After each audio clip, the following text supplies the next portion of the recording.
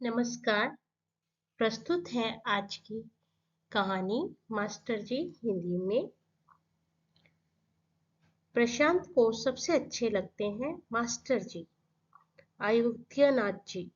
उसके स्कूल जानकी देवी high school में सबसे अलग और सीधे साधे, पर उनकी बातों में कुछ ऐसा जादू है कि प्रशांत को लगता है वह बस सुनता रहे। उसे हैरानी होती है कैसे मास्टर आयोग्यनाथ जी की सारी दुनिया की जानकारी है, और वे बताते इतने दिलचस्प अंदाज में है कि लगता है सारी दुनिया का ज्ञान विज्ञान उनके शब्दों से होकर हमारे भीतर समा गया। इसलिए सिर्फ मास्टर अयोग्यनाथ जी का पीरियड ऐसा है कि कभी कभी तो प्रशांत सोचने लगता है, क्या मास्टर अयोग्यनाथ जी पूरे 8 घंटे तक नहीं पढ़ा सकते, स्कूल शुरू होने से लेकर खत्म होने तक। तब तो स्कूल मेरे लिए ऐसी जगह हो जाएगी जहां मैं दौड़ दौड़ कर आऊंगा, ताकि मास्टर जी का एक शब्द भी मेरे कानों में पड़ने से छूट ना जाए। असल में मास्टर अयोग्यनाथ जी जो बताते हैं वह कोई और नहीं बताता। मास्टर अयोग्यनाथ जी ही एक दिन प्रशांत को बताया था कि जो घड़ी थोड़ी सी खुशी भी दूसरों को नहीं बांट सकता, उसके जीने और ना जीने में कोई फर्क नहीं है। और जब वे ये बता रहे थे, प्रशांत की आंखें नीची थी। प्रशांत को याद आ रहा था वह दिन किसी चलचित्र की तरह। उस दिन उसने बड़ी अजीब सी शरारत की थी। मास्टर जी तब स्कूल में नए नए आए थे, शायद पहला ही दिन था।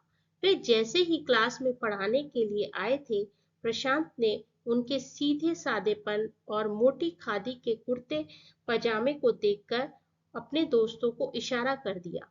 वे बेंच में नीचे मुंह छिपाकर एक साथ चिल्लाए, खद्दर मास्टर, खद्दर मास्टर।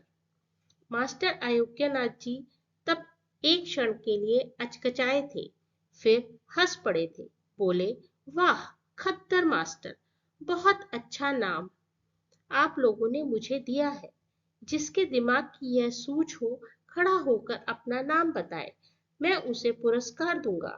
सुनकर प्रशांत तो गुमसुम, जैसे उस पर घड़ों पानी पड़ गया हो। यही हाल उसके दोस्तों का था। पूरी क्लास को चुप देखकर मास्टर जी मुस्कुराए थे।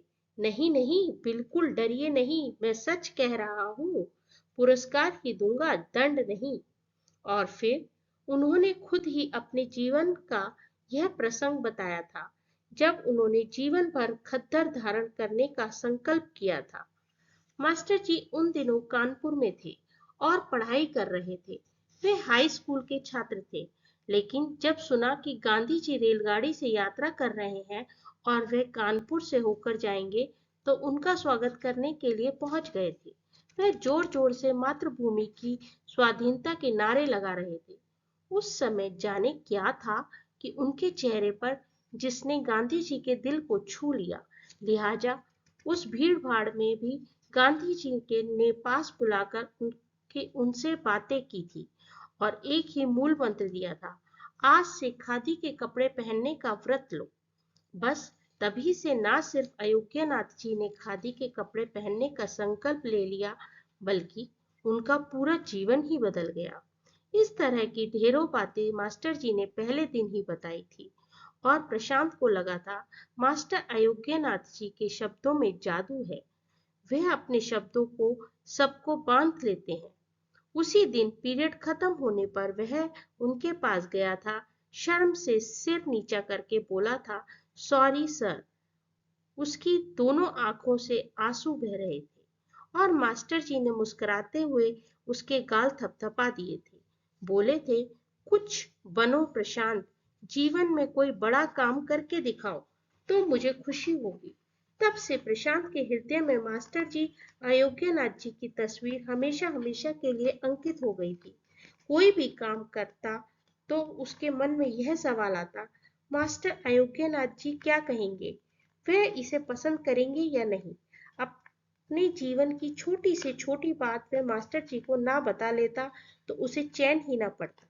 वह कभी-कभी कहा भी करता था, मास्टर जी मेरे मन में तो अंधेरा था, आपने दिया जला दिया, अब तो सब और प्रकाश ही प्रकाश लगता है। यूं एक एक कर कई वर्ष बीत गए। प्रशांत अब 12वीं कक्षा में पढ़ रहा था, लेकिन सप्ताह में कम से कम एक बार मास्टर जी के घर जाकर उनसे मिले बगैर उसे चैन नहीं पड़ता था। वह उसे हमेशा कला और वाद विवाद प्रतियोगिता में भाग लेने की प्रोत्साहित करते थे। उनकी पत्नी दिव्यानी भी उसे बहुत प्यार करती थी और उसे वह अपनी माँ जैसी लगती थी। उन्होंने ही उसे सिखाया था, जीवन का हर दिन त्योहार है, त्योहार माने सच्ची खुशी। प्रशांत ने इसे भी गांठ बांध कर रख लिया था। आज दिवाली का दिन था। प्रशांत सुबह से ही खुशी खुशी शाम के कार्यक्रम की तैयारियों में व्यस्त हो गया था। उसने इस बार दिवाली मनाने का अनोखा कार्यक्रम बनाया था। सभी मित्र एक जगह इकट्ठे होंगे, गपशप और चुहल होगी, गाने भी सुनाए जाएंगे। फिर सब एक साथ मिलकर पटाखे और फुलझड़ियां छुड़ाएंगे। प्रशांत ने मम्मी से कहकर अपने दोस्तों के लिए मिठाई का इंतजाम भी करा लिया था। शांत हो शाम होते ही प्रशांत के दोस्त धीरज, दीपक, पुनीत, विशाल और अरुण आ गए। प्रशांत का जोश और तैयारियां देखकर सब चकित थे। प्रशांत ने अपने कमरे में एक गत्ते पर रंग बिरंगे अक्षरों में दीपावली स्वागतम लिखकर टांग दिया था। पूरे कमरे में गुब्बारे और रंग बिरंगे झालरें झलमल झलमल कर रही थी। ऐसे में भला किसका गाने का मन न होता। सो धीरज ने एक प्यारा सा गीत सुनाया। विशाल और अरुण ने ढोलकी पर उसका साथ दिया। पुनीत ने दीपावली पर एक प्यारा सा गीत लिखा था, दिए जलाओ। उसने झूम झूम कर अपना वही गीत गाया, जिसे सबने मिलकर दोहराया। फिर सबने मिलकर खूब पटाखे और फुलझड़ियां छुड़ाई। अनार, चक्री, रॉकेट और तरह तरह की फुलझड़ियों का रंग बिरंगी रोशनी, धू धम आवाजें, इनमें सभी की हंसी और कहकहे भी शामिल थे।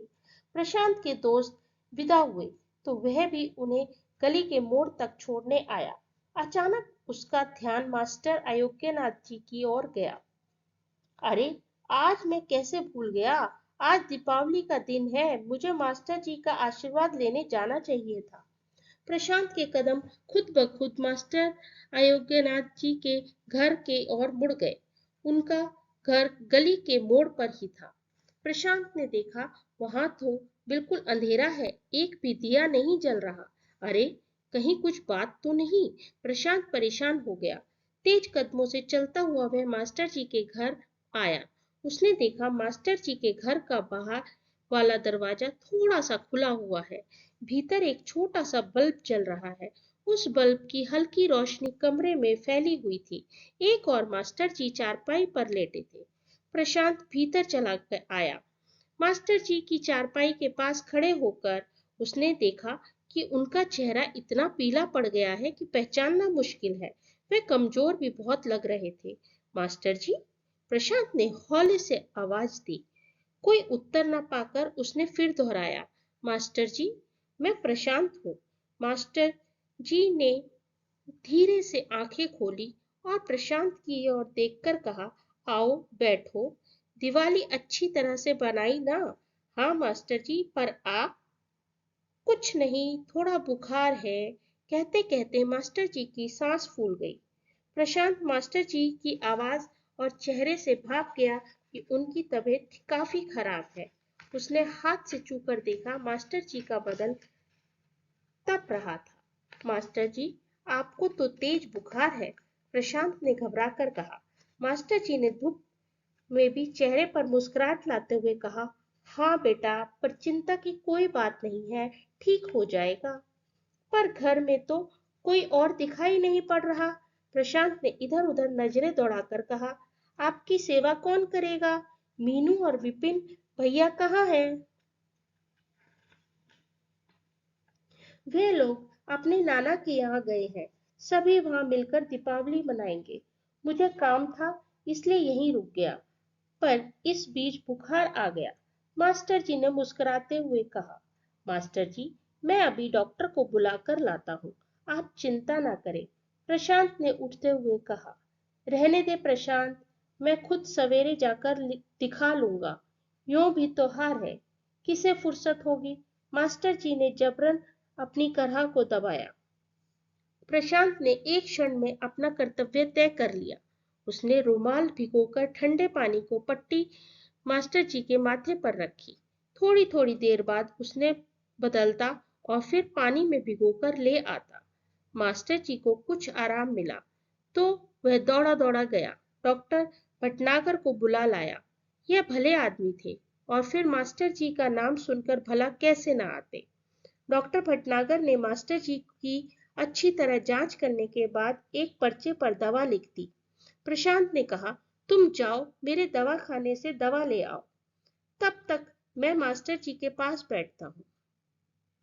प्रशांत दवा लेकर आया। तब तक मास्टर जी को कुछ आराम आ चुका था। दवा लेने के बाद उन्होंने कुछ और अच्छा महसूस किया। डॉक्टर भटनागर के जाने के बाद प्रशांत ने देखा कि बरामदे में एक और कुछ दिए रखे हैं, रुई और तेल भी। शायद मास्टर जी दिए जलाना चाहते थे, पर कमजोरी के कारण जला नहीं पाए होंगे। उसने पहले रुई की पतली पतली बत्तियां बनाई, फिर उन दियों में तेल बत्ती डालकर उन्हें जलाकर आंगन, देहरी और चबूतरे पर सजा दिया। मास्टर जी का घर, जो अभी तक अंधेरे से घिरा हुआ था, अब रोशनी से जगमगाने लगा था। रात बहुत हो चुकी थी। मास्टर जी ने खुशी से झलझलाती आंखों से प्रशांत को आशीर्वाद दिया और घर जाने के लिए कहा। बोले, अब मैं ठीक हूँ, बिल्कुल चिंता न करना। कल मैं फिर आऊंगा मास्टर जी। दोनों हाथ जोड़कर मास्टर जी को प्रणाम करके प्रशांत घर की ओर चला। उसे लगा उसके दिल में खुशी के अनेकों दिए एक साथ झिलमिला उठे हैं, जिनकी रोशनी कभी कम ना होगी।